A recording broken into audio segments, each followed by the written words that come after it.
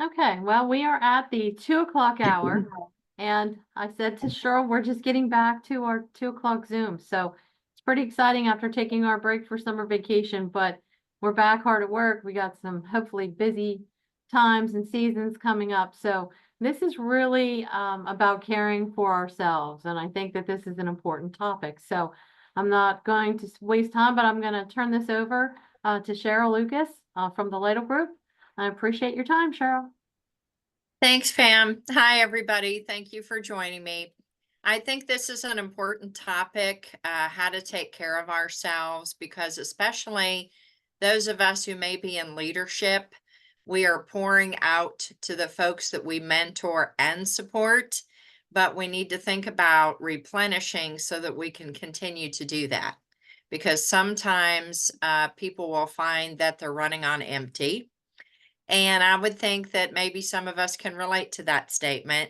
And my goal is to try to assist in raising our awareness and perhaps preventing us from getting to the point of being empty. So I certainly am open to comments and questions as we proceed, but hopefully there'll be some things that you can take away and utilize in not only your mindset, but your daily routine. So let's get started. It's important that we really understand the proper management of stress, because we can't run from it, hide from it, and be exempt from it. It's really about learning to manage it so that it doesn't take control of us. Really learning how to strengthen our resiliency regularly, increasing self-care and making that the centerpiece of our life is important. And then also just being open and aware to how we can assist you from the employee assistance program perspective, as well as perhaps some of the employees that you support yourselves in your workplace. Now, when we talk about stress and resiliency, it's not something that I can, resiliency in particular, that I could just hand to each of you in a gift box. Resiliency is something that we obtain by living life, going through life, addressing and facing challenges. It's that maturity and knowledge, that we gain. Now, I think we'd prefer if somebody just gave it to us, but that's not usually how we obtain it. Now, when we talk about stress, it is the way that we adapt to our environments, how we adapt to change, how we adjust, how we move from different seasons, whether that's busy seasons, different times of our lives, whether it be our personal lives, our work lives, etc. It really talks about how we respond to. It used to be back in the early days of our species, it was how do we, how would we handle threats? How do we perceive threats? Well, we have threats today in 2024, but they're probably not the same types of threats that our early ancestors had back in the day, but it's still our reactions to the outside world, how we react to pressures, how our bodies, minds, and emotions react to stressors. It affects all those life areas. We're gonna pair for 1 week, 2 weeks ago. Yes. And could we all be on mute? And then she's done. Yes. Is that okay? So moving on, the common myths about stress, a lot of times we're thinking that, oh, there are just certain things that if I could just avoid it, if I could just work underneath it, around it, if I could postpone it. But, we can have some joyful parts of our lives that are very wonderful. They're blessings, births, weddings, new homes, new job opportunities, new relationships. But with that can come stress. But what we need to understand is not only unpleasant situations are stressful, good things can be stressful too. Some people will say a stress-free life would be possible if only. Well, you can't kind of get your in-laws out of there or, start cutting out different parts of your life. That's just not realistic, is it? Now, there's nothing you can do about stress. Well, that's a myth because there are a lot of things that we can do about stress. It's not that we're exempt from it or we ignore it or pretend it doesn't exist. We learn to live within it and to manage it and take charge of it so it doesn't control us. Now, some people will try to avoid stressful situations at all costs. Sometimes temporarily we might be able to do that, but avoidance is not resolution. It's not addressing it and it's not contained. It's very temporary. And sometimes we set ourselves up by just not addressing, some heavy duty challenges that are coming our way. When we're not, now, let me just say for the record that positive stress is something we all need. It helps us accomplish, it helps us achieve, it helps us move through different times in our lives. It really helps us get things done. It's when that kind of stress, that simultaneous, that consecutive stress, that high demand, high demand, high demand requirement is what really can start to create what we call distress. Now, positive stress is called eustress. It's like inertia, we get things done. Negative stress means that you have had challenge after challenge after challenge with no time to regroup, reset, replenish, relax, any of those words, It's kind of like we're running a marathon and you get the last straightaway. You're seeing the banner, you're seeing the finish line, people are cheering. You cross that line and the race official says, "Oh, I'm so sorry. You're the exception. You have to get to running 26 more miles." And that's how life hits us sometimes. Sometimes it is simultaneous. And I know most of us can say, yes, I have stress in my life. And we figure out a way to manage those different stressors. What happens is when we have those catastrophic situations, you know what I'm talking about, things that are unexpected, things that are extreme, perhaps situations that we have absolutely no frame of reference for. We don't even know how to begin handling it. This is what can knock the most level-headed, dynamic people off their center, when these kinds of things happen. So what happens when we're talking about taking care of ourselves, we're going to start to have reactions to that simultaneous, continuous demand situation. Physically, it could be headaches, fatigue, insomnia. It could be gastrointestinal issues. Emotionally, it could be irritability. It could be inability to focus. It could be moodiness, crying spells. Some people get a little aggravated. They'll get snippy, snappy. Sometimes they just feel like they can't make decisions. Their thinking is not clear, coming across clearly. Behaviorally, it could be sometimes we're withdrawing, we're isolating. We become a little more aggressive than we normally would. We tend to make mistakes because, again, cognitively, we're not on the mark. There's an inability to concentrate, poor judgment, memory problems, etc. So this is the kind of thing we want to try to be more aware of so that we don't get there. But if you start to have some of this does not mean you're less than. It doesn't mean you're weak. Doesn't mean you're not capable. It just means, man, things are closing in. Things are getting intense. I am one human being with limitations. And that's when we need to give ourselves permission. I'm not stupid. I'm not lazy. I'm not crazy. I am capable, but I have extreme multiple stressors hitting me right now, and I'm vulnerable. But that doesn't take away my talents or my abilities. But it's okay to get back up. And some people, believe it or not, will not give themselves permission to get back up. That means I'm weak. That means I'm not capable. And that really is a distorted belief. If we give ourselves mentally, emotionally, and physical permission to take care of ourselves and realize that that is a part of being a leader, then we're going to be healthier. We're going to create healthier leaders behind us. You know, you're developing teams, you're working with staff, you're wanting to, you know, strengthen them as well. We can't give something away we don't have. So if we actually increase our awareness and have a healthier mindset, we're going to be able to live by example and pass that on. Now, there are many different unhealthy coping strategies that people utilize, and I don't say that critically whatsoever, but I'm saying it factually, having worked with a lot of individuals over a lot of years, that sometimes people have major losses, life changes, simultaneous stressors, etc. happening, and it throws them into areas of thinking and behaving that they never would have before.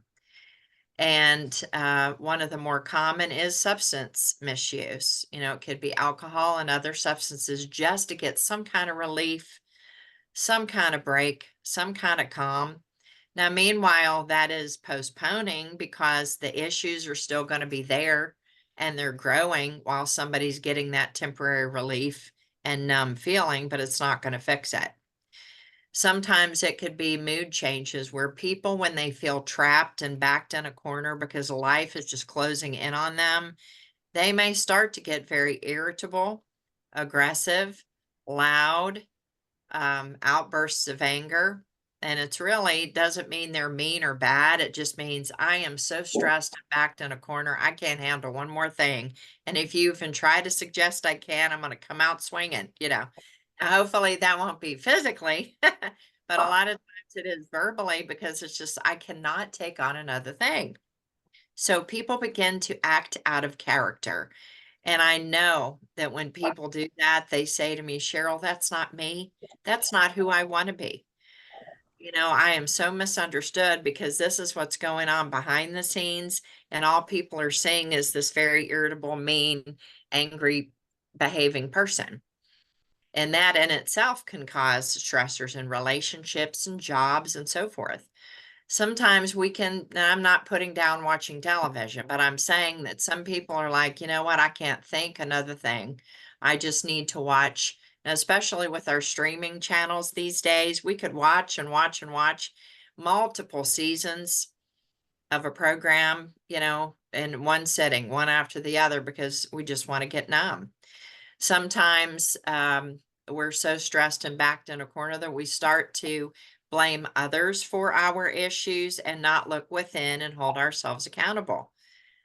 Violence can be a byproduct of not addressing stressors and taking care of ourselves, and negative self-talk. We can put ourselves down pretty easily, can't we? Sometimes we're our own worst critics. And what happens is, instead of just saying, okay, I made a mistake there, what can I learn from it and move on? We are beating ourselves up.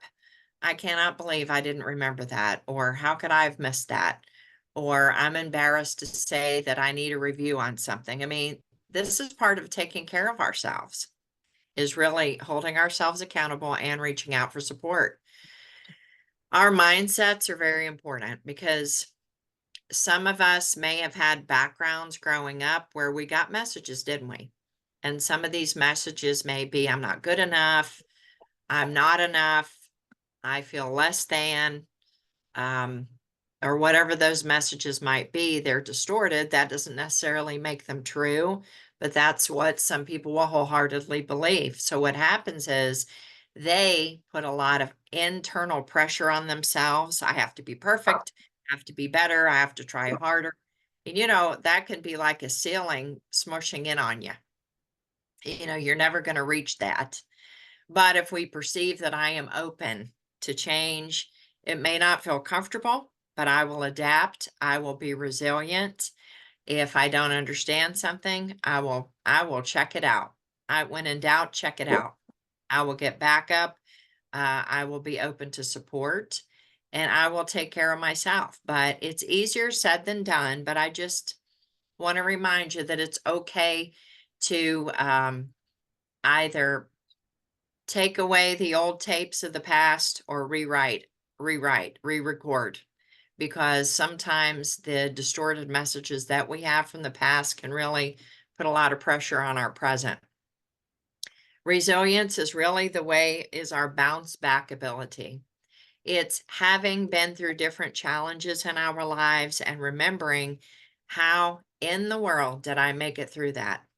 What wisdom can I extract from that and use to my current challenging situation?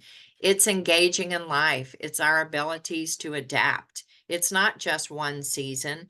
It's a process. It's ongoing. We all will work on our resilience until the day that we're no longer living. Now, some people may choose not to be resilient, and that is their prerogative. But resilience is usually how I've made it through something, figuring out how to make it through, maybe utilizing some of that knowledge for future challenges. Anytime we're learning to adapt and thrive, now that could be within organizational changes, that could be within personal life changes. We're always, and human beings, we don't really like change, do we? But I've realized that we can try to oppose it, pretend it's not there, try to bargain, or we can say, you know what, I am grieving. I miss the old ways we used to do things. However, I will be open. I will figure out a way to adapt. I'll be open to learning. And it's okay if I process. I'm allowed to grieve, but I can also be open. This could be better changes, maybe things that we're not familiar with that are scary, but it could end up being better. So sometimes we might just want to open up our perspective a bit too. Now, ways to become more resilient are really, number one is really taking care of our emotional, physical, and mental well-being. And, we talk about many different ways to do that, which we will review here in a minute. But it's finding a little more balance in our lives. Now, balance is not perfect like this. Balance is not a straight line. Balance is, I see the bullseye of center and I'm aiming for it. So even if I'm in the vicinity somewhere, at least I'm making some progress. So it's also engaging in life, not isolating ourselves. Now, some people will say, I'm going to keep my nose to the grindstone till I meet my goals. And that might be when I retire. And I'm going to tell you, I have worked with individuals over several years, all different age ranges, and some have chosen not to really live life while they're in it until they did retire. And unfortunately, when they did retire, they're no longer with us.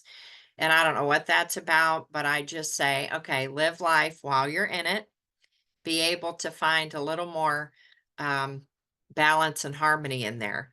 Now, when we're talking about a healthy lifestyle, it could be anything from getting rest. Now, sometimes people are on different shifts, or they might have staff they're filling in for, or they've got, you know, a new baby in the household, or what have you. They're trying to adjust.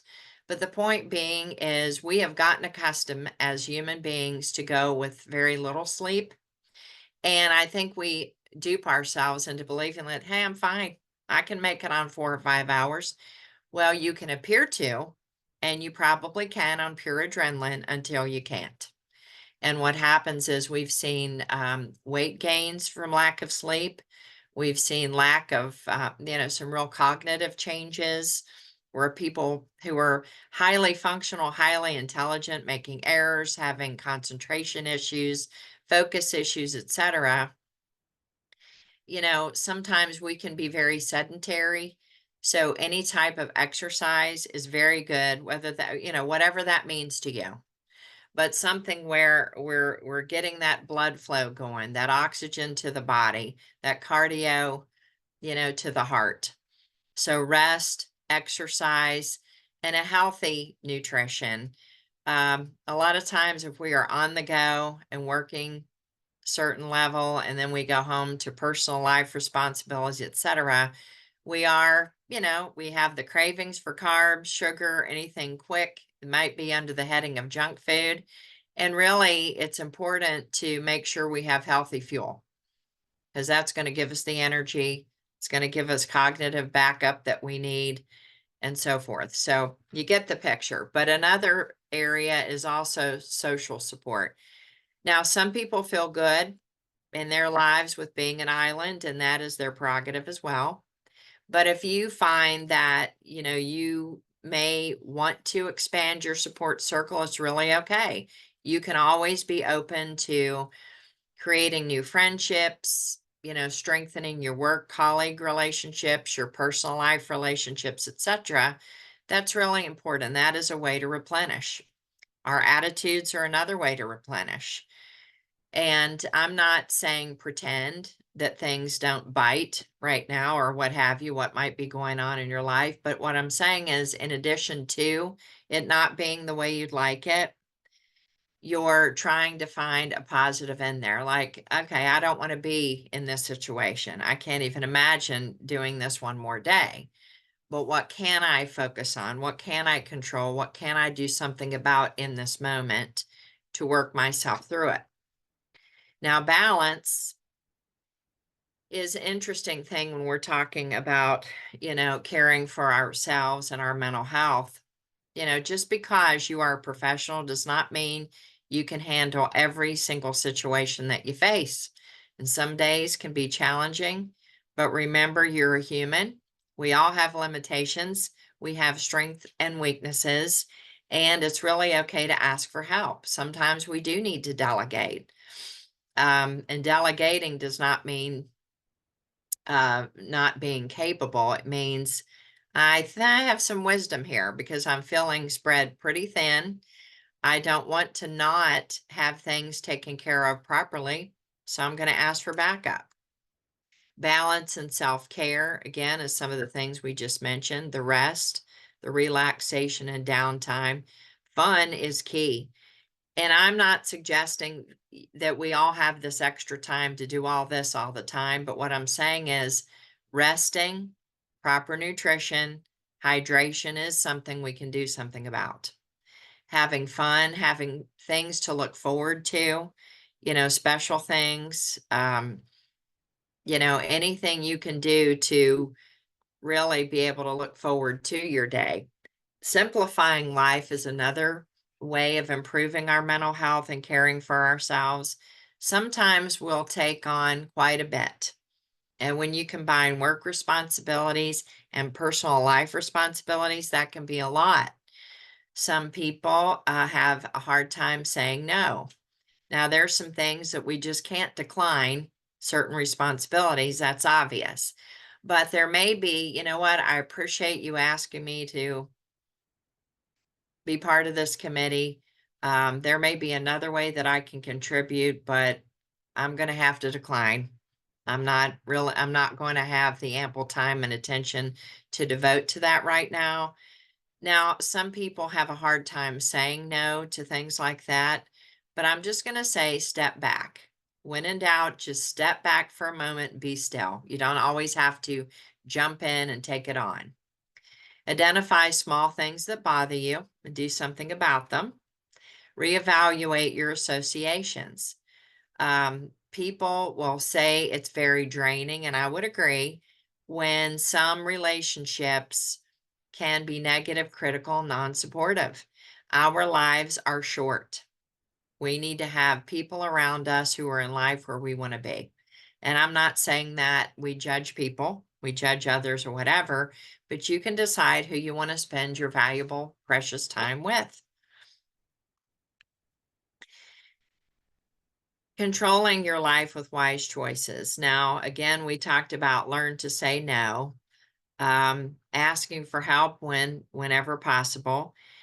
Part of, I think, replenishing our mental health is really looking at a gratitude list. It's really looking at what do I have to depend on in my daily life. Even if we feel all is lost and things are going wrong, if we focus on, okay, I have this that I can count on in my life, or I have that in my life that's dependable. Those things give us sturdiness, give us a foundation in our lives. Sometimes getting balance means setting reasonable expectations. Now, sometimes we have a list of to-dos that could be very lengthy, that goes on and on and on, and really we can feel set up and defeated. But if you say, you know what, this is something I'd really like to accomplish. I've been postponing it for a while. I think I could start on it. May not be the whole thing. We call it abundance in fragments. It's little by little by little, but you're getting started and you're staying steady. That raises your belief level. That keeps us hopeful. It keeps us moving in the right direction. It's like, hey, I can really do that. I put it off for years, but I'm learning how to do it. I'm breaking it into small increments so that I can get started and just do it little by little. Those kinds of things help us make good choices and we move forward. We're not locked in and fenced in. Prioritization is a way to take charge and to increase our self-care. What's the best use of my time? Where do I need to spend that? Which task will bring me closer to my goals or enhance my relationships? Which task will have the most negative consequence if I don't do it? Now, you might want to just do a little balance wheel for yourselves. It's drawing a circle on paper and you're making slices on the paper. Just do, a vertical line and a horizontal line, and then doing some other slices like a pizza pie or a regular pie. And with each of these slices, you're labeling a part of life, like an area of your life. And when people have actually done that life wheel and put in the headings of their lives where they spend most of their time, like there could be a social area, and that social slice could equal family. It could equal recreation, whatever you want it to equal. Physical could be your exercise and medical and different things like that. But the point being, you're putting the headings of your life that represent where you're spending the majority of your time. And when you look at the wheel, you're putting a percentage by each slice of how much time you spend in it. And you'll be able to tell what areas you're neglecting. But the good news is you can always add an action step on each of these life areas that allow you to, well, okay, so I haven't put enough time into exercising. I've been neglecting that because I've been busy. So what action step can I put on that life area? Maybe taking a walk after work or whatever that means. That's just a quick example. Taking care of ourselves means being more effective communicators. We don't assume that others know what is on our mind or how we're feeling. We are sharing it. We are very clearly communicating our needs. We're asking, we're defining very specifically, and we're being assertive and clear about it as we respect others. We're respecting ourselves and we're respecting others. When should I ask for help?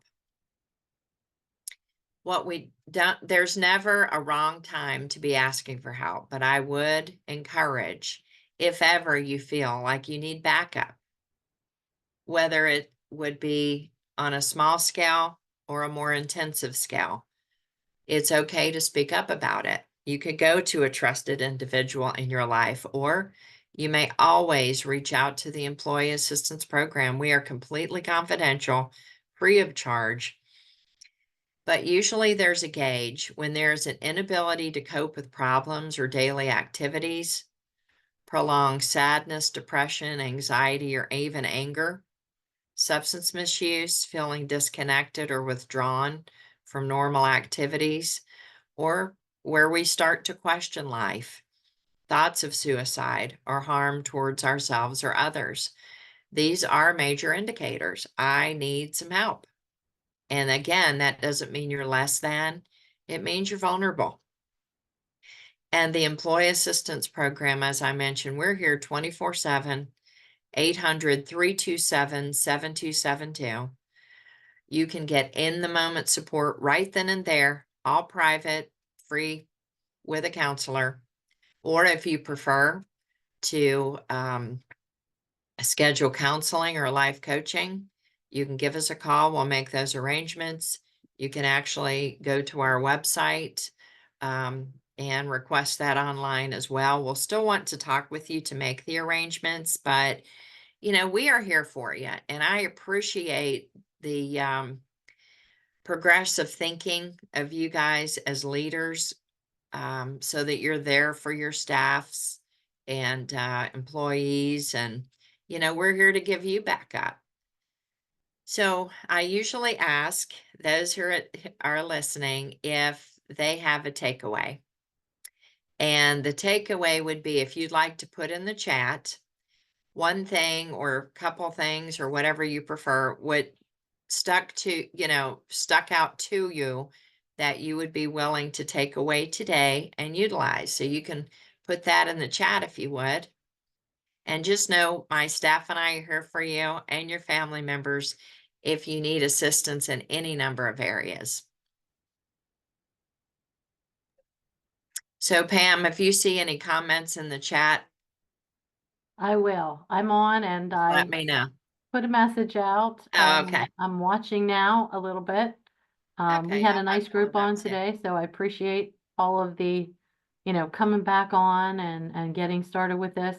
I thought this was a great message for myself. I think sometimes it's just to give yourself a little grace and to not be so hard on yourself. So, um, Tammy shared it's okay to say no, and thank you for the presentation. Oh, you're quite welcome. And it is okay to say no. No means I'm caring for myself. It doesn't mean I don't care. We're allowed to set limits. So thank you, Tammy.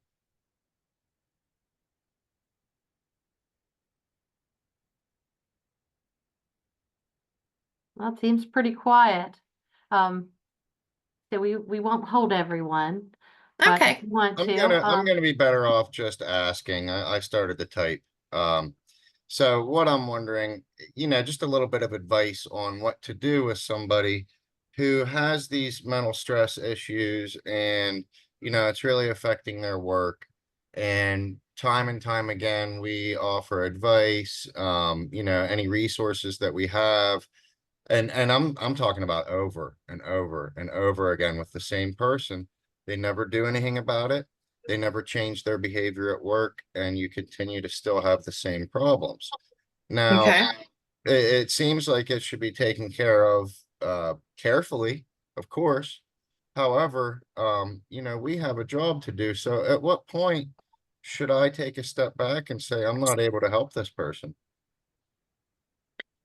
Okay. Now, are we talking work performance issues or mental health issues that are impacting their work? Yes, and to and fro, all of the above, Okay. all intertwining. Okay. So my recommendation, and we would recommend this to most managers, is that if you do have an employee like this, which there are, humans are humans, we will have this happen quite a bit, then, you may consider making a formal referral to the Employee Assistance Program, because you're going to have a limited impact on mental health. But as a manager, you're being supportive, you're being mindful of them, and you're trying to coach and mentor them on their job functions. So when it becomes personal, begins to infiltrate professional, a formal referral to us is not punitive. It is not punishing. It's partnering with you to help that employee, because we can do a thorough evaluation. We can determine appropriate support steps for that individual and take you out of the middle, providing, updates, providing, you know, full support to the employee. And a lot of times it is personal areas, whether it's relationships, life stressors, mental health, or all of the above, that are putting this person in a spin. And now it's negatively impacting work. And you've tried everything you could do when they've shared with you what's going on. Does that make sense to everyone, that we are a partner with you, for your employees, for you? And very often it's not completely up to us, because it is the person and their level of cooperation. But I find that they can work through resistance, they can work through stressors we can get them properly supported, because the EAP has a plethora of resources that we can connect a person with. And we're monitoring them throughout the process of working with them. We would get updates from you if they're still working, for example. How are things going on the work front? So managers are giving us updates. We can implement that in our work with the person. So we've now got the 360 support around your employee. Okay, And thank you. Yep, and usually this is going through HR. So if you have a situation, you're going to HR, and they are usually making the referral unless, you're guided to contact us directly, which you certainly may. But very often that will come through from HR to us, and then we can support the employee and you as the manager. And thank you, Cheryl. Brenda, for your comment. Don't be so hard on yourself. Take time for you. Amen to that. And then Gettysburg, it's okay to be selfish with yourself. Yeah, Yep. and thank Well, you for thank that. you. The Lytle group is wonderful resources, and they have a lot out there, and they're easy to deal with, and they're a good partner. We also appreciate that HR is available to you to talk through any situations and so forth, and to help you with any of the additional resources that you need. So looks like we all need to be, being okay with being selfish with our needs is okay. Yep. Well, it's being self-full. We have to fill before we can give it out to the employees, because you know how it doesn't feel good to run on empty. You are And right. I'll leave you with this one thing. If you managers, you have a situation with an employee and you brought HR into the loop, et cetera, and let's say you're looking for further consultation, we are more than happy to talk through a situation, to talk about game plan options, some possible steps, action steps, and things like that. So HR and managers, you never have to feel like you can't just talk with us to consult. You may not be ready to formally refer an employee. You may not even know what step to take next, and we can talk it through. I appreciate everybody being here today, and I hope you have a nice autumn since it's starting. Thank you, Cheryl. We appreciate your time. Fantastic You're welcome. job. Thanks for giving us all a little bit of that motivation that we need. Okay, well, take care, everybody. Have a great day. Keeping on. Have a good one. Bye. Bye-bye, everybody.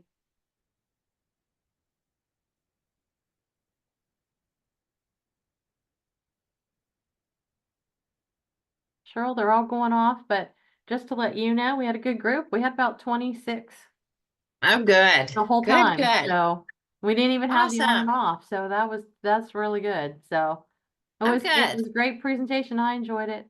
I think I needed it. Well, thank you. Well, we all, it's good to remind ourselves. Yeah, absolutely. Right? Well, take good care. Thanks for having me in. You as well. Talk to you later. All right. Bye. Bye-bye.